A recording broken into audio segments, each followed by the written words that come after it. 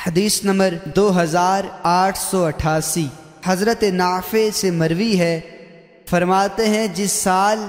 حجاج نے حضرت عبداللہ بن زبیر رضی اللہ تعالی عنہ پر حملہ کیا، اس سال حضرت ابن عمر رضی اللہ تعالی عنہما نے حج کا ارادہ کیا۔ ان سے کہا گیا کہ لوگوں کے درمیان جنگ ہونے والی ہے اور ہمیں ڈر ہے کہ آپ کو رکاوٹ پیش آئے۔ انہوں نے فرمایا لَقَدْ كَانَ لَكُمْ فِي رَسُولِ اللَّهِ أُسْوَةٌ حَسَنَةٌ، تمہارے لیے رسول اللہ صلی اللہ علیہ وسلم کی زندگی میں بہترین نمونہ ہے۔ میں اسی طرح کروں گا جس طرح رسول اکرم صلی اللہ علیہ وسلم نے کیا۔ میں تمہیں گواہ بناتا ہوں کہ میں نے عمرہ کا احرام باندھا ہے۔ پھر آپ تشریف لے گئے، حتیٰ کہ جب مقام ظاہر البیداء پر پہنچے تو فرمایا حج اور عمرہ کا ایک ہی معاملہ ہے، تم گواہ رہو۔ ابن رمح نے بیان کیا کہ انہوں نے فرمایا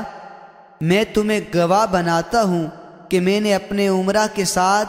حج کی بھی نیت کر لی ہے، اور انہوں نے ہدی چلائی جو مقام قدید میں خریدی۔ پھر دونوں کا تلبیہ کہتے ہوئے تشریف لے گئے، حتیٰ کہ مکہ مکرمہ پہنچے تو بیت اللہ شریف کا طواف کیا اور صفا مروہ کے درمیان سعی کی، لیکن اس پر اضافہ نہ کیا، قربانی بھی نہ کی، سر بھی نہ منڈایا اور نہ ہی بال کٹوائے، اور احرام کی وجہ سے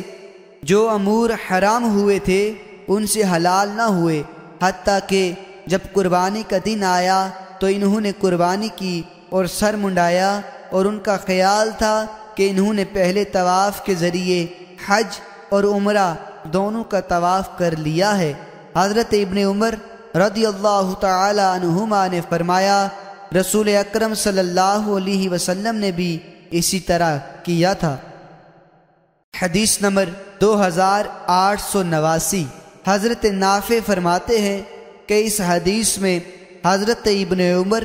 رضی اللہ تعالی عنہما نے رسول اکرم صلی اللہ علیہ وسلم کا ذکر صرف شروع میں کیا۔ جب آپ سے کہا گیا